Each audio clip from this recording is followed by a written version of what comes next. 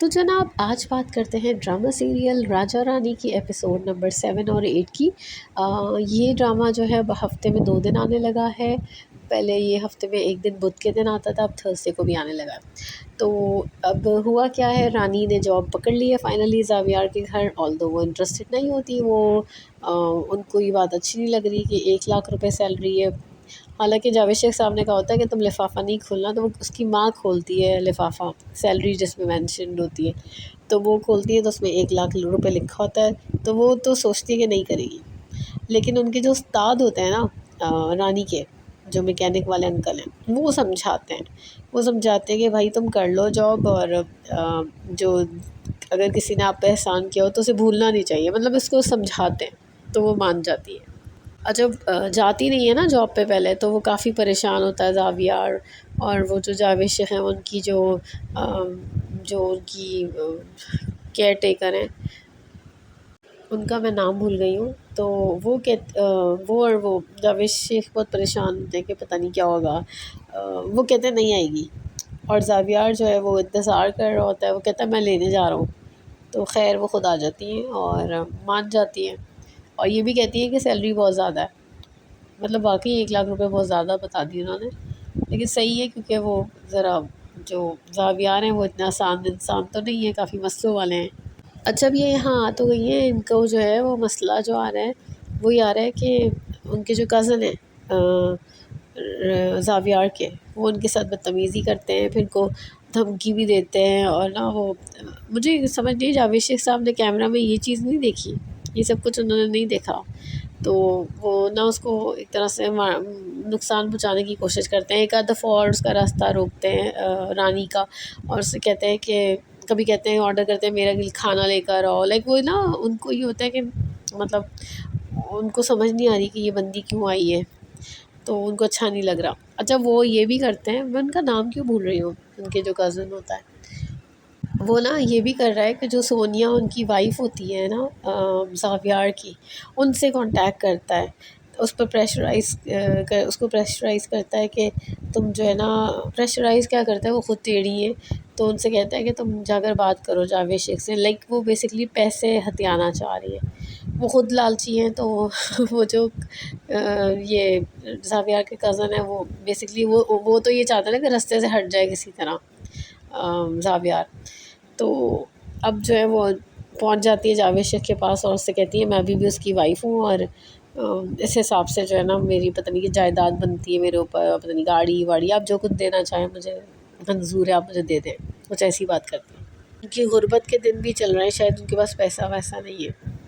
तो सही मौके पर आ गए हैं ज़ावियार के कज़न। ज़ावियार की कज़न, मुझे नाम ही नहीं याद आ रहा उस बंदे का। अच्छा, अब ना ज़ावियार अपनी बर्थडे में बुला रहा है उसको, फ़िज़ा को भी बुलाता है, कॉल करवाता है अपने फ़ादर से कि रानी की बहन भी आ जाए। तो फ़िज़ा के पास कपड़े नहीं होते पहनने के लिए, तो उसकी बहन उसको इतने मज़े से समझाती है। वो कहती है ये वाले पहन लो, तो कहती है नहीं ये तो 5 साल पुराने हैं। तो वो कहती है अच्छा कोई बात नहीं रानी, हम तो गरीब लोग हैं, हम कुछ भी पहन लें, हमारे कोई फ़र्क नहीं पड़ने वाला, हम रहेंगे तो गरीब ही। तो और ना, और बाहर में जाएँ अगर कोई हमारे बारे में हमें कुछ बुरा भला समझता भी है, तो मतलब उसको मोटिवेट करती है। उसकी अम्मा कहती है ना जा, तू खुद ही चली जा, मतलब इससे कहती हैं क्या नाम है, रानी से। और रानी जो है ना अपने राजा की अभी भी इंतज़ार कर रही है, रानी का राजा आके ही नहीं दे रहा। वो पता नहीं पैसे कब कमा के आएगा, अमीर कब होगा। अच्छा, ये जो रानी के अब्बा है ना, वो मैकेनिक अंकल, अब इनको रख लेते हैं, हायर कर लेते हैं मैकेनिक, एज अ मैकेनिक। और तो उनको काम मिल गया एक तरह से। अच्छा, ये जो जावेद शेख के भाई बने कैसर ख़ान, वो भी कुछ ना पैसों वैसों का भी कोई सीन कर रहे हैं, कुछ ब्लैक मनी का कोई मसला मसाइल है, तो वो भी कुछ चल रहा है चक्कर साथ साथ।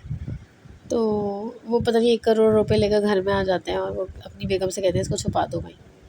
अच्छा, फैसल कुरैशी की एक्टिंग वाकई बहुत अच्छी है इस ड्रामे में।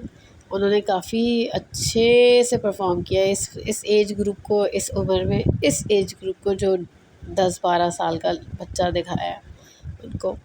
और वो जो अ, वो सीन में अच्छा था जब जावेद शेख जो है ना उनसे कहते हैं मैं तुमसे सवाल पूछूंगा, तुम जवाब देना। वो गैस करने की कोशिश करेंगे इसके साथ क्या हुआ है। तो वो बहुत अच्छा सीन था।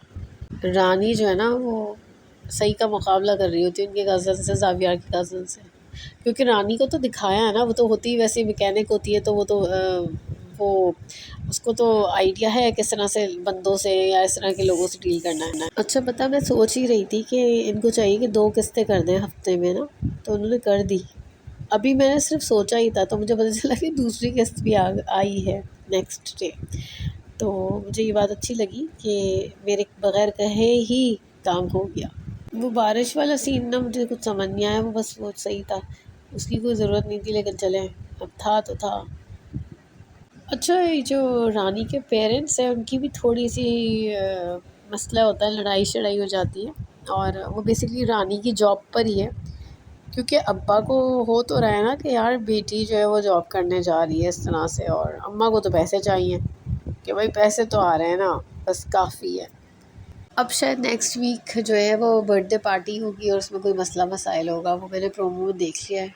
और सही रहा, सही किस्तें थी, ठीक थी। अच्छा, ज़ावियार का जो जैसे बच्चों का होता है ना, वो सेंस कर लेते हैं कि कौन अच्छा इंसान है कौन सही नहीं है। तो अपने कज़न के बारे में, जुनैद भाई नाम है उनका शायद, मुझे जो याद है, तो वो कहता है कि आप सही नहीं कर रहे, उसको सेंस कर लेता है कि रानी के साथ बदतमीज़ी करता है ना। वो कहता है मैंने मेरे पापा को बताऊंगा ना, वो तुमको बताएंगे, वो आपको बताएंगे। तो और रानी से भी इसकी लड़ाई हो जाती है इसी बात पे। तो वो फिर एक दफ़ा जो है वो मतलब लड़ाई होती है, उसके बाद जो है वो उससे, बल्कि पहले दिन ही तो होती है, जब वो फर्स्ट से जाती है रानी इसके घर, तो कहती है तुम पागल हो तुम। तो वो उसको तो तब जाता है वो, फिर खैर सॉरी वॉरी खुद ही करता है, उसके फादर उसको समझाते हैं। तो अब हमें सोनिया का तो पता चल गया जी, सोनिया आ गई है इनकी इनको तंग करने, पैसों का सारा सीन है। और अब रह गया राजा, जो रानी का राजा है, वो कब आएगा वो देखते हैं। तो फ़िलहाल तो बस यही था मेरे पास, फिर मिलेंगे इंशाल्लाह किसी और ड्रामे के रिव्यू और स्टोरी के साथ, तब तक के लिए थैंक यू।